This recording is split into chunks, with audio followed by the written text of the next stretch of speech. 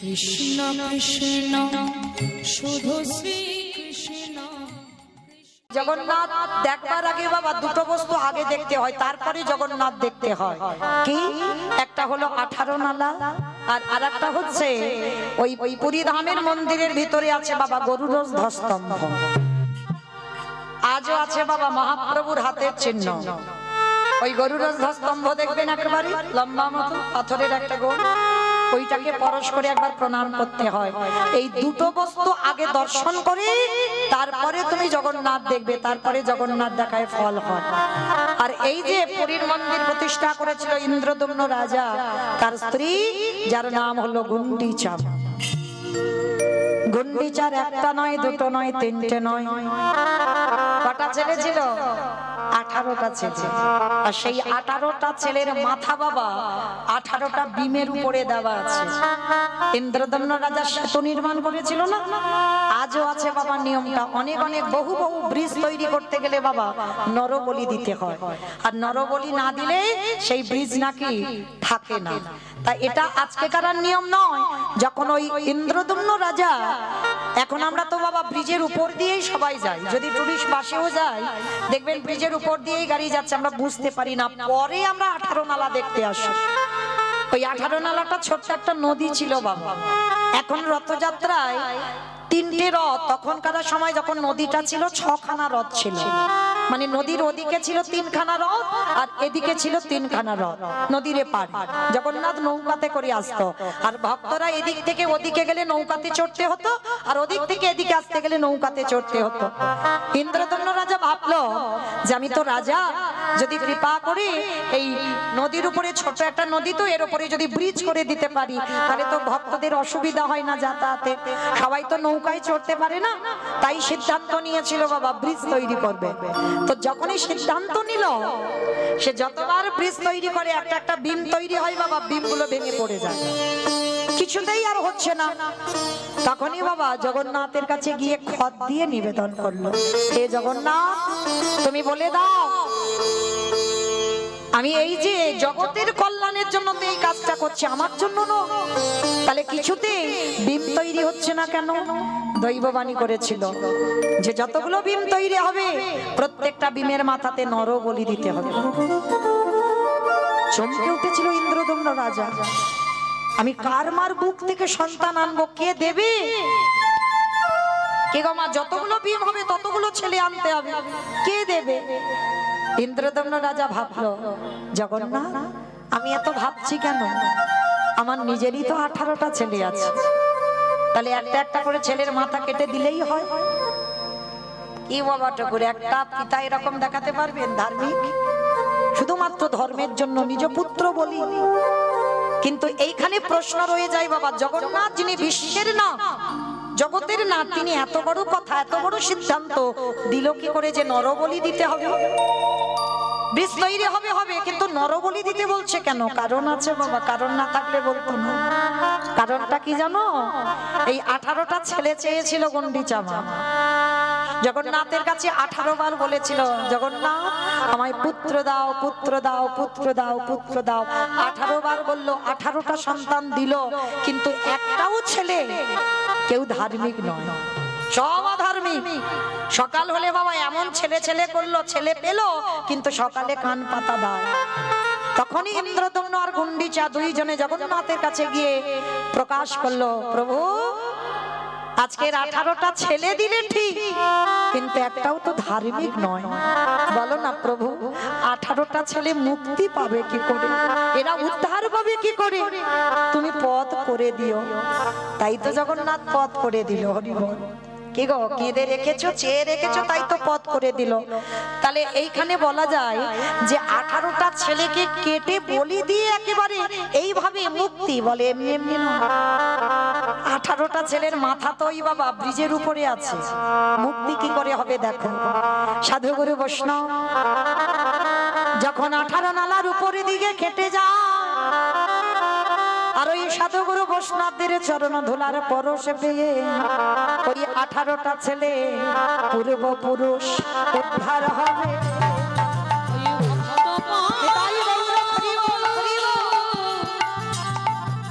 ওই ভক্ত পদ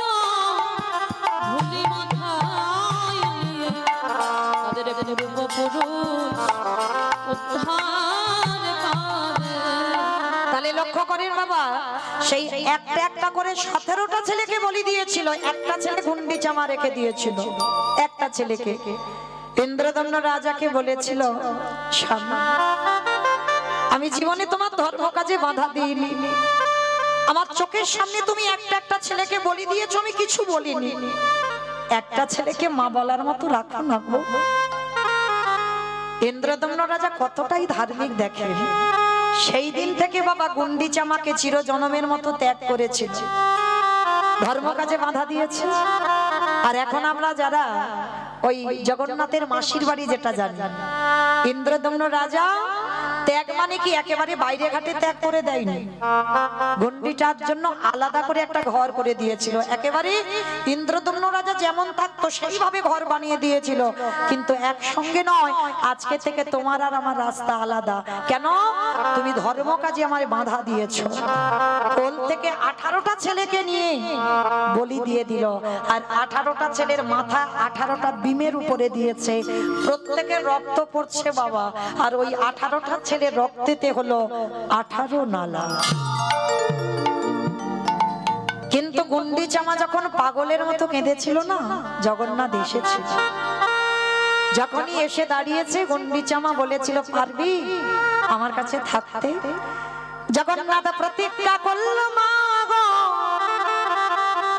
এই জগৎ সংসারে মায়ের পরে মাসির জায়গা, আজ থেকে তুমি হবে আমার মাসিমা, কথা দিলাম আমা, পৃথিবী লয় প্রলয় হয়ে যাওয়া পর্যন্ত, পৃথিবীতে যত যা কিছু হয়ে যা, আমি 9টা দিন তোমার কোলে আসবো, তোমার কোলে বসে তোমার হাতের রান্নায় আমি সেবা করব। কি বাবা, এত মহামারী হয়ে গেল, জগন্নাথ তো বছরে একবার বেরোয় গর্ভগৃহ থেকে, রথযাত্রা, রথে ওঠে, আর 9টা দিন মাসির বাড়ি আনতেই হবে। কেন? এটা জগন্নাথ কথা দিয়ে রেখেছে মাসিকে, পৃথিবী লয় প্রলয় হয়ে যাওয়া পর্যন্ত, যাই হয়ে যা, পৃথিবী যতদিন থাকবে আমি ততদিন 9টা দিন আমি তোমার কাছে আসবো। ওই জন্য রথযাত্রার সময় ওই গর্ভগৃহ থেকে জগন্নাথ রথে উঠে মাসির বাড়ি 9টা দিন আনতে হয়, 9টা দিন পর আবার গর্ভগৃহে ফিরে যায়। তা এই যে অনুসুয়া মাতা, দেবর্ষি নারদ মনে মনে চিন্তা করলেন, অনেকদিন প্রভুর কাছে যাওয়া হয়নি, আজ আমি একটু প্রভুর কাছে যাই। তা বিনাটা নিয়ে দেবর্ষি নারদ এসে দাঁড়িয়েছে বৈকুণ্ঠপতি নারায়ণের কাছে। নারায়ণ নারায়ণ নারায়ণ নারায়ণ বলে উঠলেন, কি ব্যাপার নারদ, হঠাৎ বিষণ্ণ বদনে আমার কাছে যে দাঁড়ালে? যেই না বলেছে আমার কাছে দাঁড়ালে, কি ব্যাপার? তা ভগবান বলছে, জানো নারদ, আজকের আমার একটা মনে ইচ্ছা জেগেছে। কি ইচ্ছা? না শোনো নারদ, আমার মনে মনেই একটা ইচ্ছা, যে জগতে আমার অনেক রকমের ভক্ত আছে, কিন্তু আজকের আমার ইচ্ছা জেগেছে, কোথাও কি মহাসতী জন্ম নেয়নি? নারদ মুনি বলছে, প্রভু, মর্তে সতী? ওরা তো শুধু খেতে যায় আর ঘুমাতে যায় আর টিভি সিরিয়াল দেখতে যায়, ওখানে আমার সতী তুমি পাবে কোথায়? নারায়ণ হেসে বলছে, নারদ, ওরা খাক দাক ঘুমাক আর টিভি সিরিয়াল মোবাইল যাই দেখো, তুমি জানো না ওদের মধ্যে এমন এমন ভক্ত আছে যাদের চরিত্র শুনলে তোমার হৃদয়টা কেঁপে উঠবে। চলো আমি নিয়ে যাই, আজকে তুমি একবার কৃপা করে মরতে গিয়ে সেই রকম একটা সতীর সন্ধান তুমি নিয়ে এসো। নারদ মুনি বলছে, ঠিক আছে প্রভু, তুমি যখন আজ্ঞা দিয়েছো আমি যাব, তবে প্রভু জানি না ওই মর্তে সতী পাবো কিনা। পাবে নারদ, পাবে, তুমি গিয়ে দেখো, আমি যখন বলছি অবশ্যই সতী কোথাও জন্ম নিয়েছে। আর দেবর্ষি নারদের তো একটাই অভ্যাস, হরে মুরারি মাধু কৈটব ভারে গোপাল গোবিন্দ মহাকুম্ভ সৌরে। হরে মুরারি মাধু কৈটব ভারে গোপাল গোবিন্দ রাম নারায়ণ মুকুন্দ মধুসূদন কেশব কংসরে হরে বৈকুণ্ঠ গমন।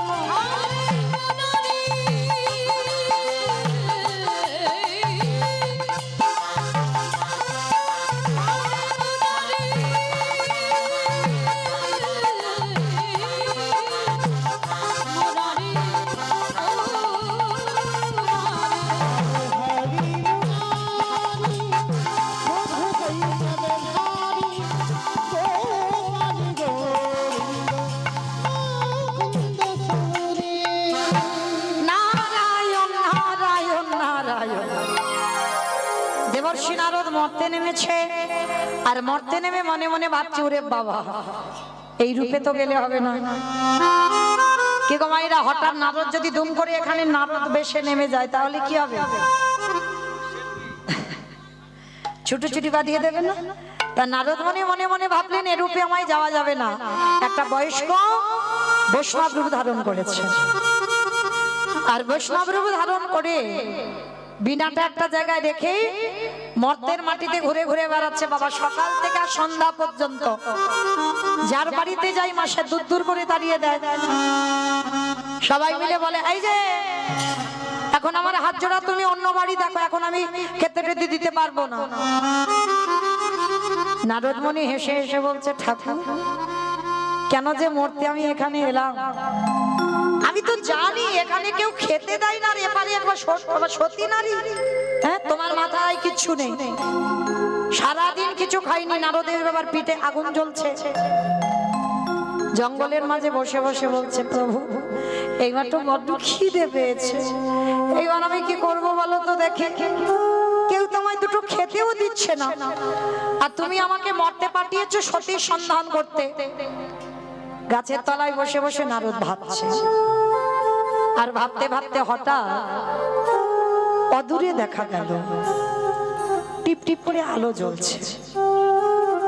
আরে ওই না দূরে দেখা যাচ্ছে একটা আলোর দিশা, যাই একবার গিয়ে ওই আলোর কাছে গিয়ে দেখি কেউ আছে কিনা। আর ওই যে টিপ টিপ করে আলো জ্বলছে বাবা একেবারে পাহাড়ের মাথায়, যেটা হচ্ছে যে জায়গাটার নাম হচ্ছে চিত্রকূট পর্বত। আপনাদের চরণ ধুলা নিয়ে বাবা সৌভাগ্য হয়েছে আমার দর্শন করার। এই চিত্রকূট পর্বত যেখানে শোভার বাড়ি, এই চিত্রকূট পর্বত একেবারে মানে রাতের বেলা তো যাওয়াই যাবে না বাবা, চারিদিকে একেবারে ঘন জঙ্গল, একেবারে পাহাড়ের মাথায়। আজকে সেই চিত্রকূট পর্বতে আজও গেলে দেখবেন রামচন্দ্রের চরণের চিহ্ন রয়েছে। কেন? প্রতিদিন আমার রামচন্দ্র জঙ্গল থেকে ফুল তুলে আমার মাতা জানকীর খোপাতে মুছে দিত। মানে বনবাস হলে কি হবে, এতটাই প্রেম ছিল। তা যখনই ওই খোপাতে গুজে দিত একই জায়গায় দাঁড়াতো তো, আর দাঁড়াতে দাঁড়াতে রামচন্দ্রের চরণের চিহ্নটা পড়ে গেল। আপনারা প্রশ্ন করতেই পারেন মমিতা, যদি আমরা রোজ একটা জায়গায় পাথরে দাঁড়াই ওই আমাদের তো পায়ের চিহ্ন পড়ে না? যারা যাবেন গোবর্ধন, গিরি গোবর্ধন, গরু বাছুরদের ওঠার পায়ের খুরের চিহ্ন আছে কিন্তু নামার চিহ্ন নেই। কেন? এটাই তত্ত্ব। যখন ওই ভগবান মুরলী বাদন করে গিরি গোবর্ধন একেবারে গোলে জল হয়ে যায়, আর তখন যখন গাভীগণ ওঠে পায়ের চিহ্নগুলো পড়ে যায়, আর যখন ফেরে তখন আর তো জল হয় না, আর তখন ওই পাথরগুলোর চিহ্ন পড়ে না। তো রামচন্দ্র যখনই দাঁড়াতো পাথর গলে জল হয়ে যেত, প্রভুর পরশ পেত তো, পেতেই জল হয়ে যেত। আর যখনই জল হয়ে যেত রামচন্দ্র দাঁড়ালে কাদার মতো একটা পায়ের ছাপ পড়ে যেত, আজও আছে। আজকে দেবর্ষি নারদ সেই চিত্রকূট পর্বতে অনুসুয়া মার ঘরে গিয়ে ডাকছে, মা কেউ কি বাড়িতে আছিস? একবার আয় না মা, একটু বাইরে আয়, বড় ক্ষুধার্ত আমি। অনুসুয়া মা যেই না মাথাতে কাপড়টা দিয়ে বাইরে এসেছে, দেখে না বাবা, একটা বৈষ্ণব বয়স হয়েছে তো, একটা বৈষ্ণব। কি বাবা, আপনার এত বয়স হয়েছে আর এই সন্ধ্যাবেলায় আসুন আসুন আমার গৃহে আসুন। মা, দুটো খেতে দিবি আমার? অনসূয়া মা বলছে অবশ্যই দেব বাবা, কিন্তু একটা কথা ছিল, এখনো যে আমার প্রতি সেবা হয়নি, আর আমি আমার প্রতি সেবা না করে আমি তো জলস্পর্শ করতে পারি না। যখনই বললো প্রতি সেবা না করে জলস্পর্শ করতে পারি না, দেবর্ষি নারদ শোনার সঙ্গে সঙ্গে চমকে উঠে, মর্তধামে এমন নারী, আগে পতি সেবা তারপরে অতিথি সেবা, কিন্তু জগতে তো সবাই জানে আগে অতিথি সেবা তারপরে অন্য কিছু কাজ। অনসূয়া বললেন বাবা সেটা সবার জন্য, কিন্তু আমার জন্য নয়, আগে আমার পতি সেবা তারপরে অতিথি সেবা। আর এ জীবনে আমি যেদিন আমার বাবা অগ্নি সাক্ষী করে আমার স্বামীর হাতে সম্প্রদান করলো, সেদিন থেকে আমি আমার পতি সেবা ছাড়া আমি তো কোনো কর্ম করিনি। অনসূয়া না কোনো কৃষ্ণ মন্ত্র, না কোনো কালী মন্ত্র, কিছু মন্ত্র মুখস্থ ছিল না। অনসূয়া আমার একটা মন্ত্র মুখস্থ ছিল, ওম পতি পরমেশ্বরায় নমঃ। আর এই ওম পতি পরমেশ্বরায় নমঃ বলে ব্রহ্মা বিষ্ণু মহেশ্বরকে পুত্র রূপে কোলে পেয়ে গেল। তো অনসূয়া মা বলছে আগে আমার পতি সেবা দিয়ে বাবা আপনাকে সেবা দেব। দেবর্ষি নারদ মনে মনে চিন্তা করলো, তাহলে তো আজকে রাতটা আমার একটু দেখতে হবে, সত্যি কি আমি সতীর সন্ধান পেলাম, এটা কে? আগে পতি সেবা করবে তারপরে অতিথি সেবা, তার মানে আমাকে তো একটু দেখতে হয়। ছলে বলে কলে কৌশলে আজকে রাতটুকু আমি থেকে যাব, যে কোনো এতে আমাকে থাকতেই হবে আজকে রাত, তবে আমি বুঝতে পারবো এই নারীটা সতী না সতী নয়। পতি সেবা দিয়েছে, পতি সেবা দিয়ে এইবার দেবর্ষি নারদকে সেবা দিয়েছে। পাখার বাতাস করছেন পাশে বসে বসে। এখন তোমার কারেন্টের যুগ, সুইচ টিপে দিলে পাখা বনবন করে ঘুরবে। তখনকার দিনে অত সব ছিল না, কেউ যদি সেবায় বসতো পাশে বসে বসে পাখার বাতাস, তো পাখার বাতাস করছে। আর দেবর্ষি নারদকে প্রশ্ন করছে, আচ্ছা বাবা আপনার কি কেউ নেই?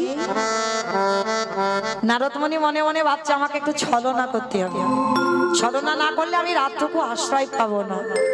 তা নারদমণি ছলনা করে বলছে, হ্যাঁ রে মা, একদিন আমার সব ছিল, কিন্তু আজ আমার কেউ নেই, জানিস? আপন বলিতে কেহ নাই জগতে আমার মা, মা।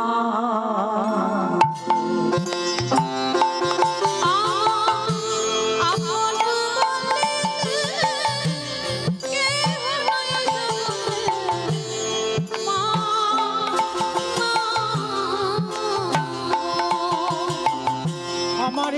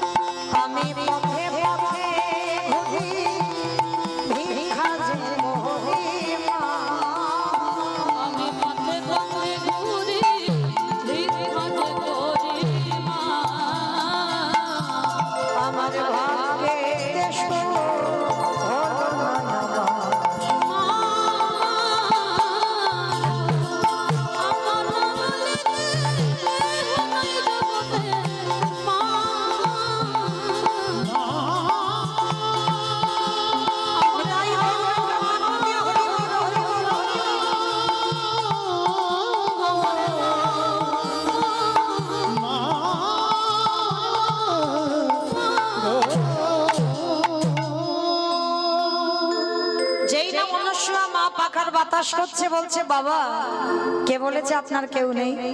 যতদিন ইচ্ছা আপনি আমার এই বাড়িতে থাকবেন, আমরা মাধু করি করি যা পাবো আপনাকে দেব। নারদমণি মনে মনে হাসছে আর বলছে মা বেশি দিন নয়, আজ রাতটুকু থাকলেই হবে। কারণ নারদকে তো ধরতে পারলো না, চিনতে পারলো না। রাতের অন্ধকারে স্বামীর জন্য বিছানা করেছে, একদিকে অতিথি শয়নের ব্যবস্থা করে দিয়ে পতিকক্ষে গিয়ে পতির চরণ সেবা করে পতিকে শয়নে দিলেন। আর তখনকার দিনে বাবা মেয়েদের বিয়ে হতো খুব অল্প অল্প বয়সে, 7 বছর 10 বছর 12 বছর হতো না, খুব ছোট ছোট মেয়েরা। যাদের সঙ্গে বিয়ে হতো বাবা তারা অনেক বড়, মানে এরা বড় হতে হতে স্বামী তখন হরিবোল হয়ে যেত, মানে সেই রকম বয়সের বিয়ে ছিল তখন। তা অত্রিমণির চরণ সেবা করে অনুসুয়া অতিথির আপ্যায়ন করে শয়নে দিয়ে অনুসুয়া নিজে শয়নে গেলেন। এইবার একটু মন দিয়ে শুনবে মা এইবারের কথাগুলো। অনুসুয়া প্রতিদিন ব্রহ্ম মুহূর্তে ঘুম থেকে উঠত। ব্রহ্ম মুহূর্ত কাকে বলে? সূর্য উদয়ের 1 ঘন্টা 36 মিনিট আগে এই সময়ক্ষণকে বলা হয় ব্রহ্ম মুহূর্ত। ভজনের সঠিক সময় হচ্ছে বাবা ব্রহ্ম মুহূর্ত। আর এই ব্রহ্ম মুহূর্তে ভজন করে যত তৃপ্তি পাবে তুমি অন্য সময়ে পাবে না। দেখবেন অন্যান্য সময়ে অনেক বাবা অনেক সেবা পূজা হচ্ছে, আরতি হচ্ছে, কিন্তু এই যে ভোরের মঙ্গল আরতি এর পরিবেশটা যেমন থাকে অন্যান্য সময় এমন পরিবেশ তুমি পাবে না, একেবারে শান্ত। আর যারা মা সতী সাধ্যী রমণী হয়, এখানে তো আমরা সবাই বউ, আমরা স্ত্রী, সহধর্মিণী বা অর্ধাঙ্গিনী সবাই নয়। এতগুলো নারীর মধ্যে বাবা একটা মিলবে কি তা সন্দেহ। সহধর্মিণী যে হবে তার চলাফেরা, তার বলা, তার চরিত্র সবটাই আলাদা পাবে না, সবার সঙ্গে মিল তাদের পাবে না, সবটাই আলাদা হবে। তো এই অনুসুয়া মা প্রতিদিন ভোরের বেলা ঘুম থেকে উঠতো, ভোরের বেলা উঠে আগে গঙ্গা স্নান। এখন যেমন বাবা ঘরে ঘরে সাম্মাসান, ঘরে ঘরে টিউবওয়েল, কিন্তু তখনকার দিনে সবাই পুকুরে স্নান, বেশিরভাগ গঙ্গা স্নান। এখনো আছে, যখন আমরা ওই বাঁকুড়ার দিকে কীর্তনে যাই না, এখনো মেয়েরা ঘরে যত কল থাকে না কেন ঘরে স্নান না, সব সেই পুকুর ঘাটে একসঙ্গে স্নান, মানে একটা পুকুরে সবাই মিলে স্নান হয়। এখনো আছে অনেক অনেক জায়গায়, অনেক অনেক জেলায়। তো এই অনুসুয়া মা প্রতিদিন ভোরের বেলা স্নান করতে যায়। আর মায়েরা মনে রাখতে হবে, আমরা নারী জাতি তো পা ফেললেই অপরাধ। নারী জাতিরা অশুচি বেশি। রাত্রিতে শয়নে থাকবে মানে তুমি অশুচি। সকালবেলা এই রাত্রিবেলা ঘুমালাম মানে অশুচি হয়ে গেল, অশুদ্ধ হয়ে গেল। সকালবেলা আগে স্নান। এখনো অনেক আছে মা, সে বেলা 12টা গড়িয়ে যাবে, রান্না বান্না সব সেরে নেবে, তারপরে স্নান। অপরাধ নিও না মা, যেন ভেবে বসো না যে মৌমিতা জ্ঞান দিয়ে যাচ্ছে, না, আমার কথা নয়। লীলার মধ্যে প্রকাশ হচ্ছে, তাই আমি একটু মনে করাচ্ছি, আপনারা জানেন, একটু স্মরণ করাচ্ছি মাত্র।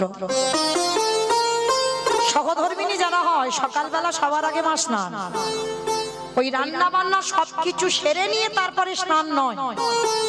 অনেকে দেখি তো বলে আবার ওই উনানে টুনানে রান্না হবে, যারা অনেকে আছে না বলে ওই গরম টরম হবে, একেবারে রান্না টান্না সেরে স্নান করে ঠাকুরের গুনে গুনে 2টো নকুল দানা দেব, তারপরে আমি খাবো। কি গো মায়েরা, রান্নাঘরে যাওয়ার আগে চরণ ধরে আমি বলে যাই, আগে স্নান তারপরে রান্নাঘর, তার আগে নয়। কারণ রান্নাঘরে মা লক্ষ্মী বাস করে, রান্নাঘরে মা লক্ষ্মী বাস করে। আর যেখানে লক্ষ্মীর বাস সেখানে যেতে গেলে বাবা তোমাকে আগে সকালে স্নানটা করতে হবে, তারপরে তুমি অন্য কর্ম করবে, তার আগে নয়। কারণ তুমি রাত্রিতে ঘুমিয়েছিলে বাবা, তুমি তো জানতে পারছো নি, যদি তোমার প্রাণটা চলে যেত তুমি অশুদ্ধ হয়ে যেত, অশুচি হয়ে যেতে। ওই জন্য সকালবেলা উঠে তুমি যতই তুমি বাসি পোশাক ছাড়ো না কেন, স্নানটা না করলেই তুমি শুদ্ধ নও। তো আজকে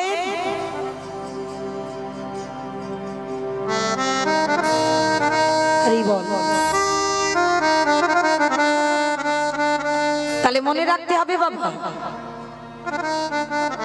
যেতে হবে মা, অসুবিধা কিছু না, আগে আর পরে রেডি হয়ে থাকতে হবে। কখন যে কার ঘরে ধুম করে ঢুকে পড়বে না, সব সময় রেডি হয়ে থাকতে হবে যে কার ঘরে কখন ঢুকে পড়বে। চিন্তার কারণ নাই আর শোক করতে নাই। কেন জানো, জামা কাপড় পুরানো হয়ে গেলে তো বাদ দিতেই হবে, ঠিক আছে? যখন আমার জীবনে সকাল ছিল তখন কি এমন ছিলাম না? তখন চেহারা আলাদা ছিল, যত বিকাল গড়াবে পরিবর্তন হবে। তাহলে পরিবর্তন যখন হবে, তুমি বছরে একটা জামা কাপড় কি সেই জন্ম থেকে পরছো না তো, ছিঁড়ে গেলে বদলে দিচ্ছ, ঠিক তাই। যারা কৃষ্ণ ভক্ত হয় বাবা, তারা জীবনে শোক করে না, মৃত্যুতে তাদের শোক হয় না। কেন?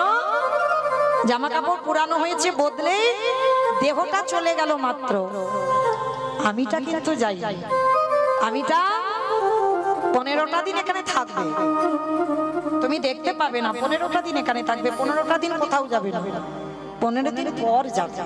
করিব তাহলে যেতে যখন সবাইকে অভিমান শোক করো না, হাসতে হাসতে বিদায় দিতে হয়, কারণ ওই দিন আমার জীবনে একদিন আসবে। কেমন? তাহলে আজকে অনুসুমা মা কি করছে জানো? ভোরের বেলা প্রভাতে